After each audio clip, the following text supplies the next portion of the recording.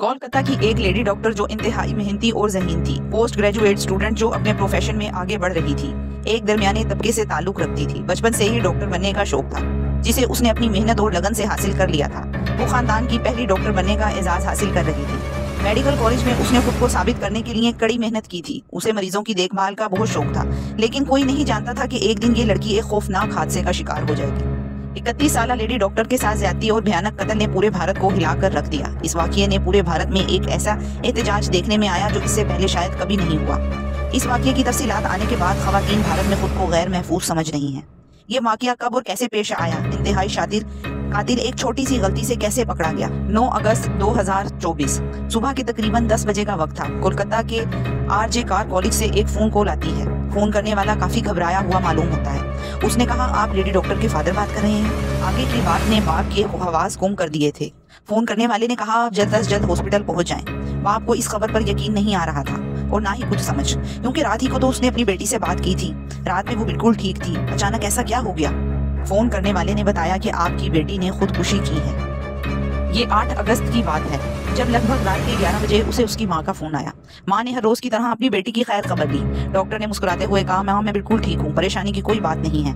मैं इस वक्त मरीजों को देखने जा रही हूँ। माँ मुतमईन हो गई, लेकिन शायद कुदरत कुछ और ही खेल खेल रही थी। रात 12 बजे के आसपास जब वो सोने की तैयारी में अपने वार्ड से निकली तो 2 जूनियर डॉक्टर के साथ बैठकर खाना खाया। उसके बाद लेडी डॉक्टर ने कहा कि वो काफी थक गई है और आराम के लिए 4थी मंजिल के सेमिनार हॉल की तरफ जा रही है। और फिर 10 अगस्त को उसकी मस्कशुदा लाश सेमिनार हॉल से बरामद होती है।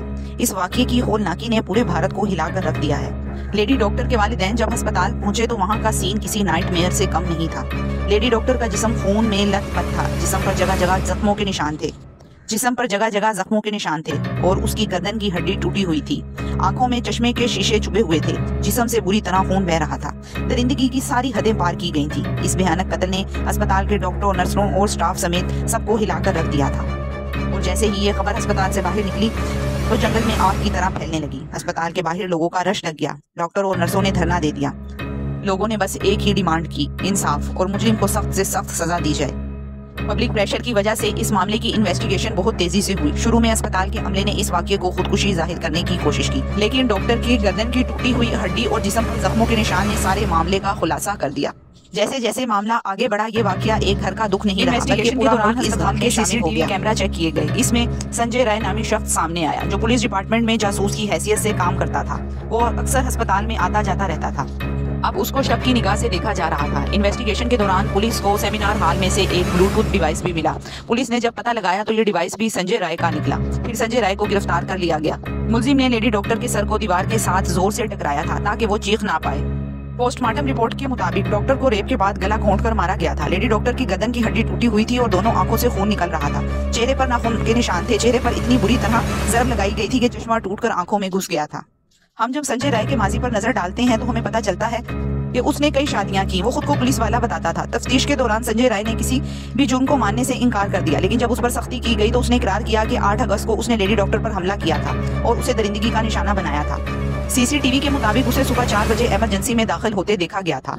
मुलजिम कत्ल के बाद घर चला गया और कुछ घंटे सोने के बाद जब वो सोकर उठा तो उसने आराम से सारे सबूत मिटाए। मुलजिम ने खून आलूदा कपड़े धो दिए थे, लेकिन एक छोटी सी गलती की वजह से पकड़ा गया। पुलिस ने जब मुलजिम को हिरासत में लिया और उसके घर की तलाशी ली गई तो पुलिस की नजर उसके जूते पर पड़ी, जिस पर लड़की का खून लगा हुआ था, जिसे वो ढूंढना भूल गया था। मुलजिम एक आदी मुजरिम है और खवातीन के खिलाफ जराइम में एक तारीख रखता है। मुलजिम अक्सर रात को देर से घर आता और नशे की हालत में होता। पुलिस ने जब संजय राय के फोन को चेक किया तो उसमें कई गैर इखलाकी वीडियोस मिले जो उसके जुर्म को साबित करते हैं। फिर भारत सरकार की दफा 64 और 103 के तहत मुकदमा दर्ज कर लिया गया और ज्यादा अदालत में उसे पेश किया गया। अदालत ने उसे 23 अगस्त तक रिमांड में रहने का ऑर्डर दिया है।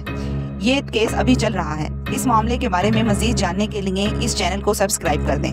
वीडियो को ज्यादा से ज्यादा शेयर करें ताकि अवाम में अवेयरनेस फैले।